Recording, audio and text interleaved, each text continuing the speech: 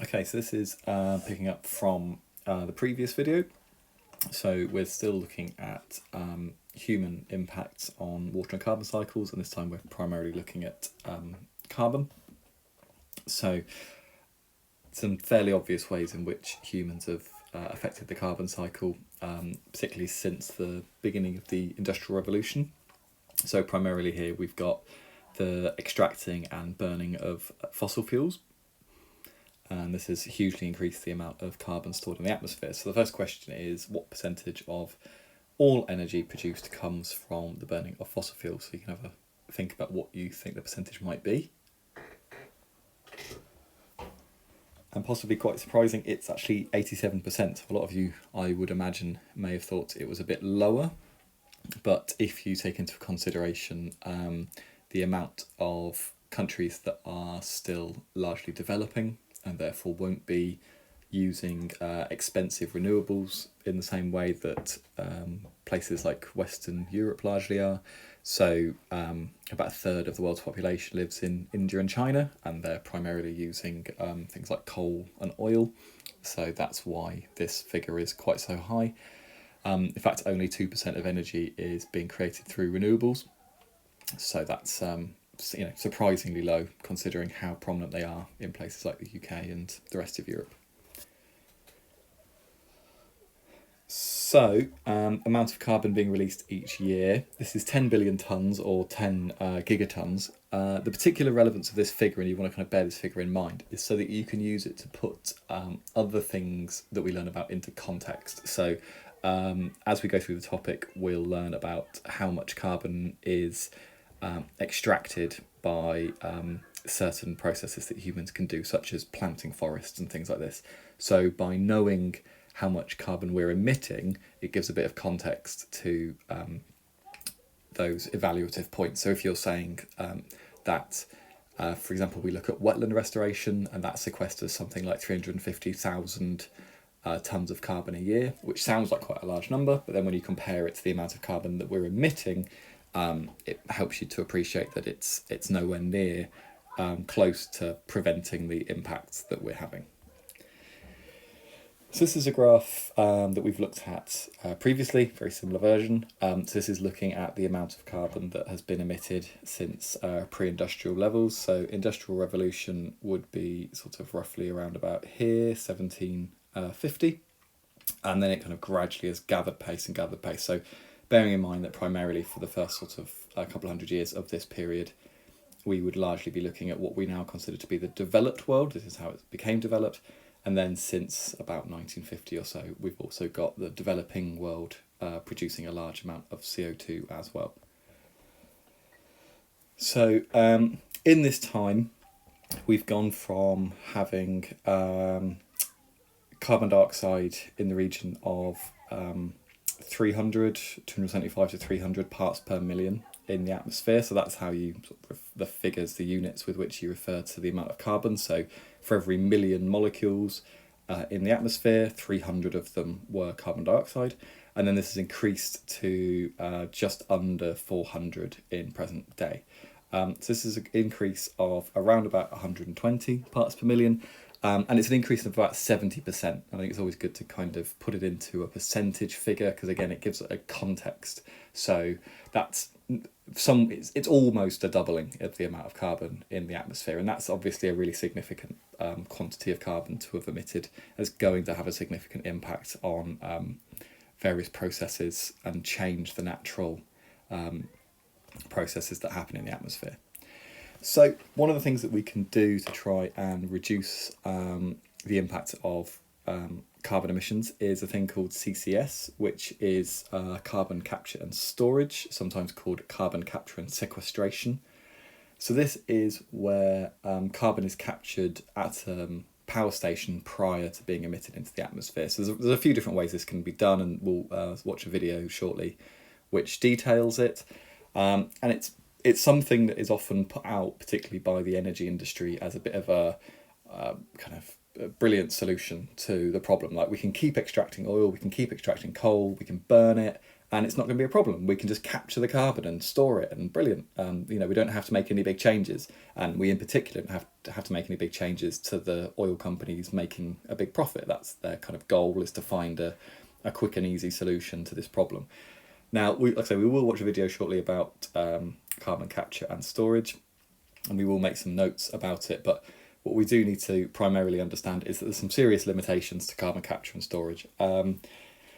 So it does have the potential to reduce emissions in the USA by about 80 to 90%, but it's extremely expensive, which then raises the question, if you're doing that, why not do something like renewable energy, which is also quite expensive, but doesn't involve extracting oil that can then pollute, like the Gulf of Mexico, like we had with the Deepwater Horizon disaster. It requires quite a lot of energy to separate the CO2. It's quite an energy intensive process. So then quite a lot of the energy that's being produced by the power station is going into separating the CO2, which again seems counterproductive. And to store the CO2, what you do is you compress it. So you take the CO2 and you compress it from a gas into a liquid. And then it is transported by pipeline and injected into the ground, into aquifers, sort of what we were learning about last time, where you've got a sink line of rock which can store liquid between two impermeable rocks. So this is where we find oil often. So what they tend to do is, in the same place where they've been extracting oil, they then insert the CO2. And the oil companies and the energy companies claim that this is extremely safe, but there's questions about whether it potentially could cause earthquakes, or it could have other issues of the carbon molecules escaping. So, quote from Donald Trump back here in 2012. So from his point of view, that global warming is a bit of a hoax. Now, I don't think he necessarily believes this as such now, or at least doesn't claim to, but there's quite a large proportion of people in the oil industry who do sort of stand by these ideas, that they don't really believe in climate change and global warming, and therefore it kind of calls into question how effectively they're going to try and reduce emissions and things like this. So what we want to do at this point is, you can pause the video if you like. There's some notes to be made on page 124, 125 of the textbook. So under the title Sequestration of Waste Carbon, there's quite a lot of good information there, and a bit of explanation about how carbon capture and storage works, and a diagram, and there's a few other sort of facts and figures about costs involved and the benefits, and there's a video that you can watch here that there's a link to. So this is looking at the importance of natural carbon sinks. So just to sort of, this is a bit of a confusing graph at first glance, and we'll sort of just talk through it, because this is the sort of thing you could potentially use as part of a piece of coursework, a way of representing data. So this is referred to as a waterfall graph. I believe you can get Excel to make it for you. Basically, what is going on is that, as we start over here on the left-hand side, every time we've got an input into the atmosphere, it's represented as a bar. So we've got, starting off with how the amount of parts per million of carbon that there were in 1750. So this is pre-industrial 1750. That was the beginning of the Industrial Revolution. We then add 86 parts per million for all of the coal that's been burnt and emitted since then. We add 64 parts per million for the oil, 26 parts per million for the gas, and 5 for cement. Cement's actually quite a polluting process. We also add 76 parts per million for land use. So this is what we were talking about last time, about things like turning forest into farmland and how much carbon that emits. Things like desertifying land, so overuse of marginal land, which can turn sort of land from farmland or grassland into a desert. So that's actually 76 parts per million. So that's more carbon than has been emitted through something like oil. And basically 3 times as much has been emitted through gas, just through land use. And that raises a really important point of one way that we could try and mitigate against climate change is if we just try to enrich the land again, try to bring it back to its previous quality, then that would actually store a huge amount of carbon. So if we could turn desertified land back into grassland and turn grasslands back into forests, this would be a brilliant way that we could try and reduce carbon. Anyway, so what has also happened is that of the carbon that we've emitted into the atmosphere, 68 parts per million has then been absorbed through things like growth of plants. So maybe there isn't so much to be gained because maybe a lot of the carbon's already been re-emitted into the land. 76 parts per million has been absorbed into the ocean. This does actually bring with it its own problems. So CO2 in the ocean creates acid, so it leads to ocean acidification, and that kills corals and things like this.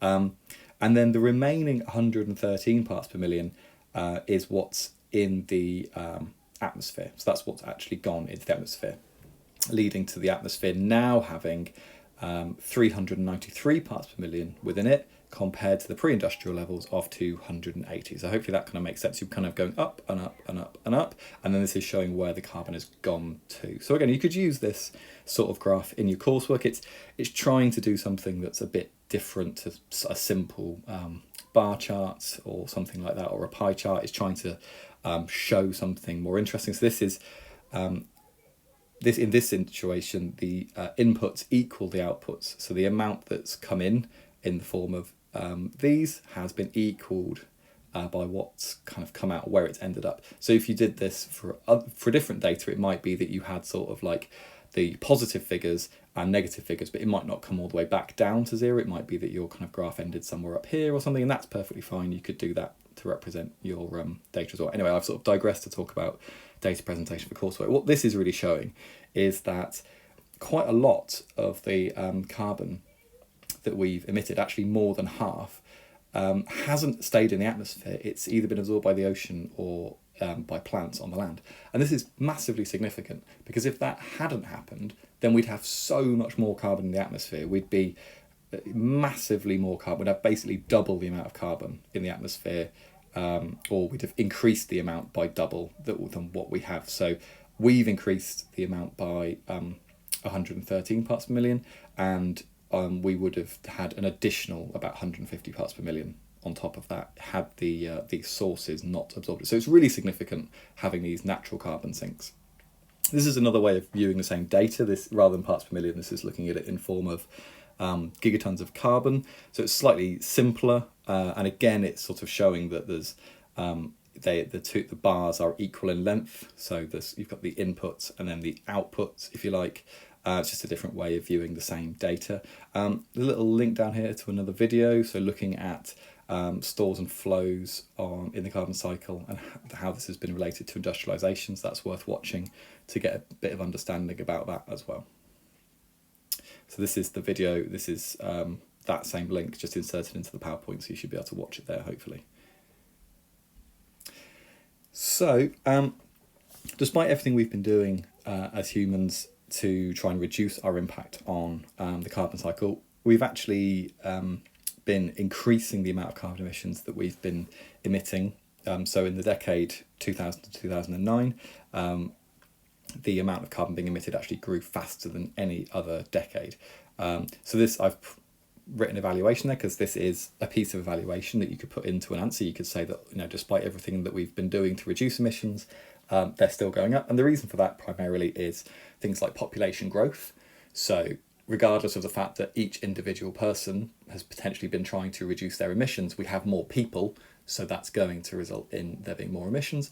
And also there's been a real push in some countries to develop, and particularly develop into a sort of a middle class, if you like. So a whole range of countries: India, China, Brazil, Mexico, Nigeria, Indonesia, all these countries have been vastly growing in terms of development, and with that comes emitting carbon. So to go from being an impoverished country to being a country where people have cars and luxuries in their home, that like we do in the UK, that comes with an awful lot of emissions with it.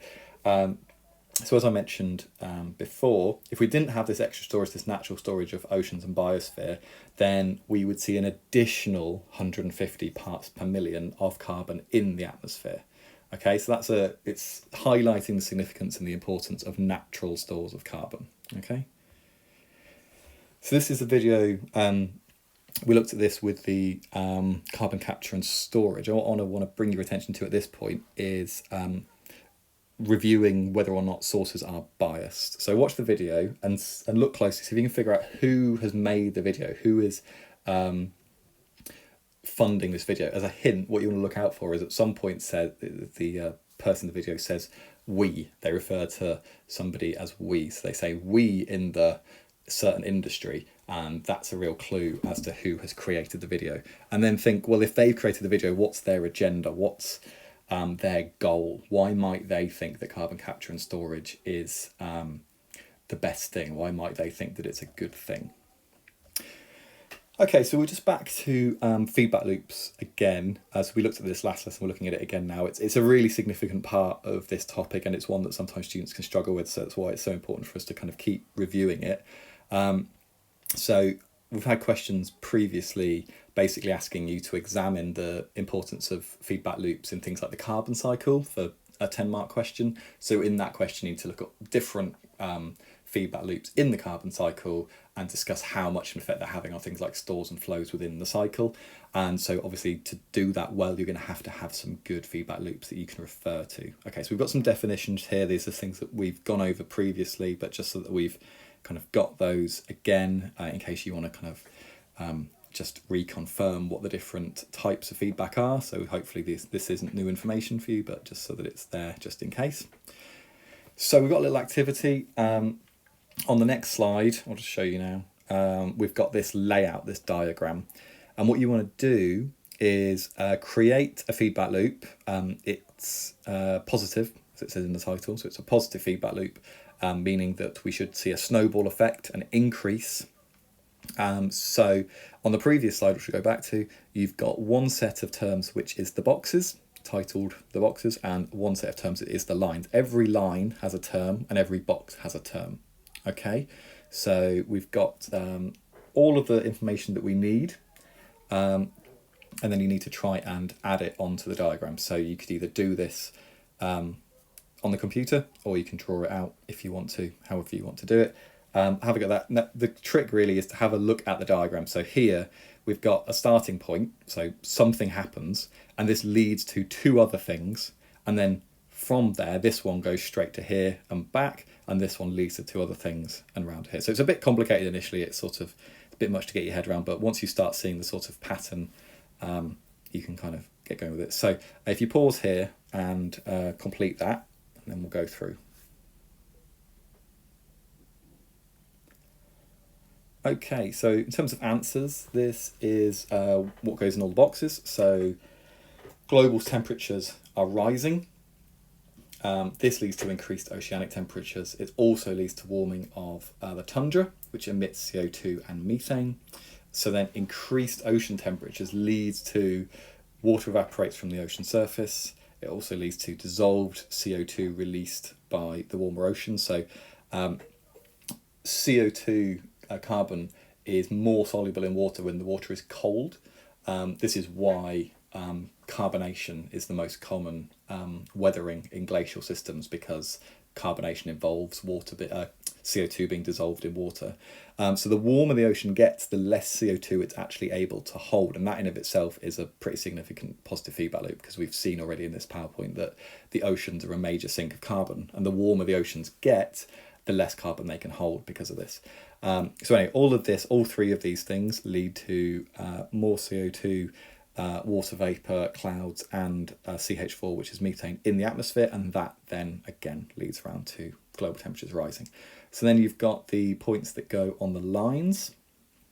So first of all, we've got warms oceans and we've got warms tundra, and then you can see how the different terms are being used. So you can check how you've gotten on and make any sort of improvements or adjustments that you need to. Okay, so we're going to run through a few other examples of feedback loops.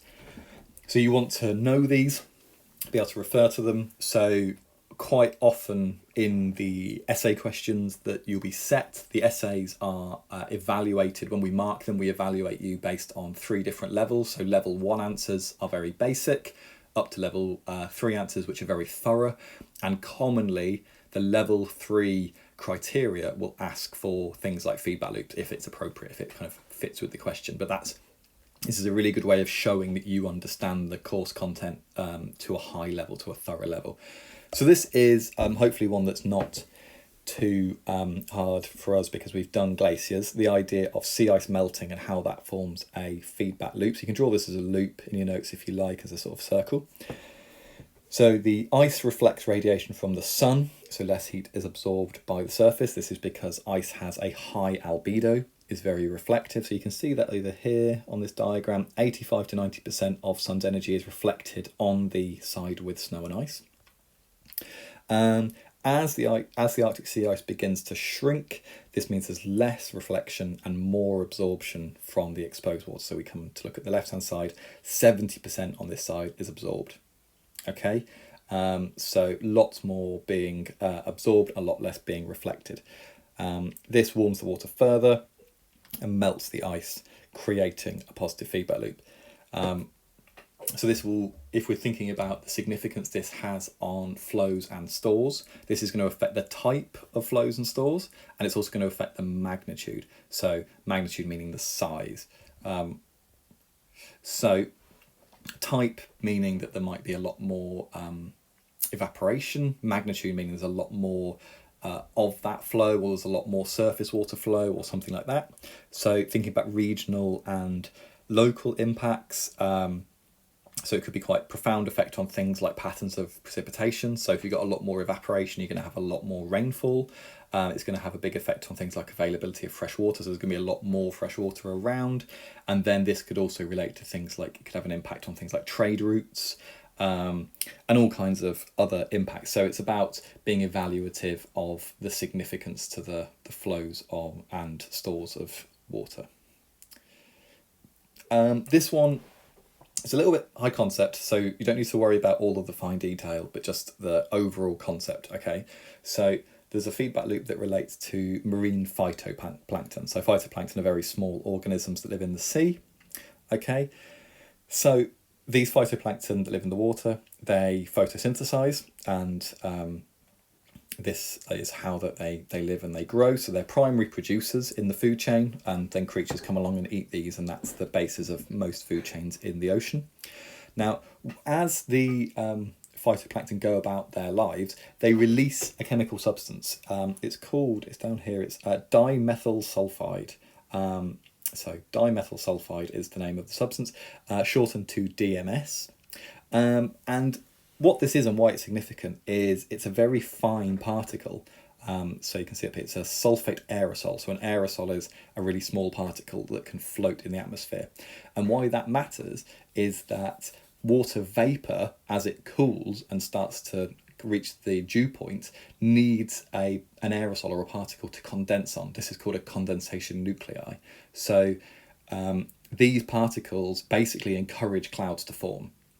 This is a bit of a digression, but this is also why you get more clouds and more rainfall in cities, because industries produce smoke, and smoke has lots of particles in it, and so those particles cause clouds to form. And that was also the origin of things like the smogs in London that you might have learned about in history at school. So in the 1940s there were big smogs, and that was also due to lots of pollution.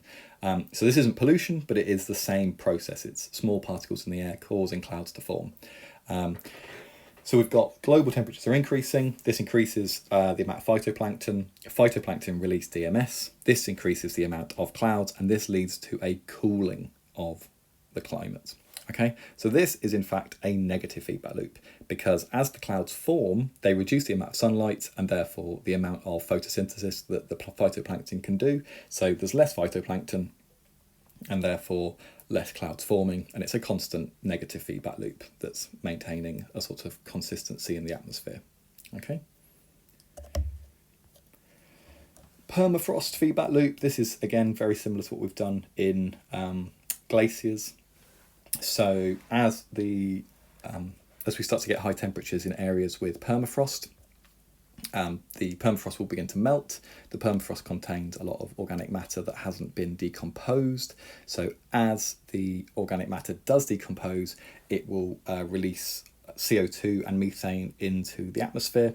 And this is a positive feedback loop, which is creating more greenhouse gases in the atmosphere, leading to more warming, and it's a constant positive. And this is the big concern. This is why scientists talk about a limit of 1.5 to 2 degrees of warming. If we warm the planet by more than 1.5 to 2 degrees, then we're going to get this permafrost feedback loop kicking in, and it's going to be a sort of unstoppable increase in the amount of carbon in the atmosphere. Okay. So that's the feedback loops, a few examples of them. If you have a look at pages 125 and 126, there's a couple of sections on feedback loops. Now, some of these, particularly the water cycle ones, are fairly straightforward. So there's stuff to do with cloud cover, which we've talked about a few times before.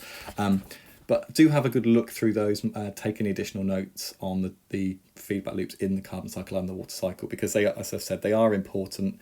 Think about how much of a significant effect they have on stores and flows in the two cycles, because, like I say, that's exactly the kind of questioning that we've had previously and is worth having a good understanding of. Just a little activity here, so have a think about these questions. So, you know, are you able to answer all of these? Do you know what all of these terms mean?